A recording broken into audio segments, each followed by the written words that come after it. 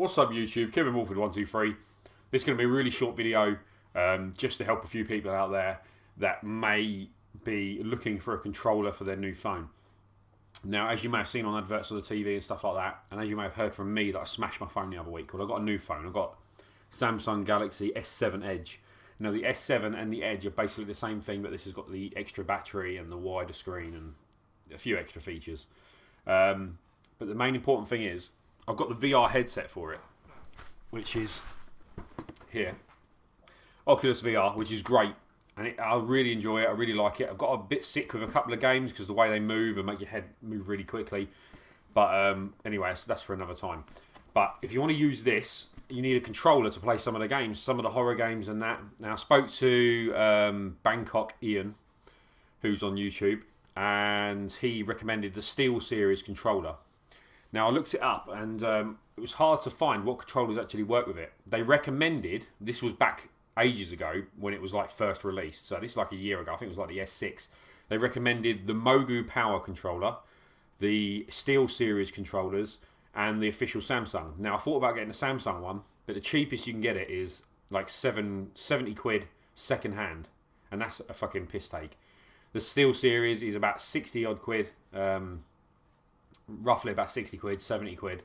It's supposed to be a really good controller, but I didn't really want to spend that much on Android gaming, to be honest.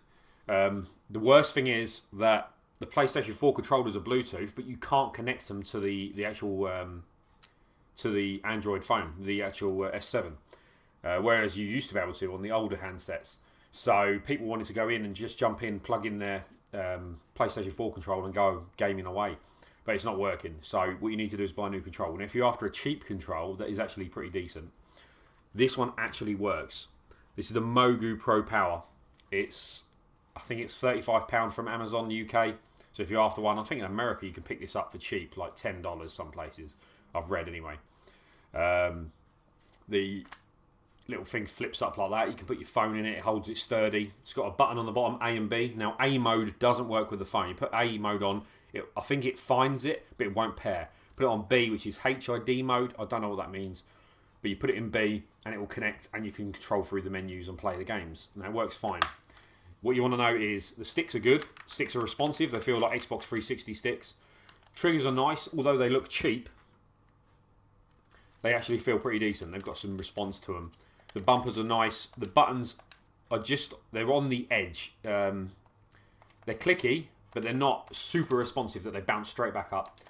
They've got enough bounce to them that they're acceptable and you can enjoy playing the game and forget about it. You know where you get some cheap third-party controllers and you're pressing the buttons and you're like, oh, this is shit. Why did I use this control? It's not like that. Start and select buttons are just rubber buttons. It's got a battery button on the corner. It's got the indicators to tell you what player is, well, what control for what player is on there. The D-pad is the last thing, which is the worst bit about it. The D-pad is horrible. It clicks, but it's not a clicky one like an Xbox One controller. It's really muddy like the old 360 controllers. So you can't do Hadoukens. It's not going to work. But the other thing about this is that it's called Pro Power because you can charge your phone while using this. So what you do, it doesn't charge it like massively, but it prolongs the life. So if you're playing a game and you're on 50%, whack it in there, and instead of using 25% of the battery in half hour or whatever, you're going to be using like 4% or 5% because it's got like, I think it's like, let's have a look. Does it say on the box? Does it say on this bit of the box? 2,200 milliwatt amp or milliamp, whatever you call it. So yeah, you can plug in the back. There's a little USB. You can plug that into the phone and charge it. And then when you need to use this, you charge this up like you would a mobile battery.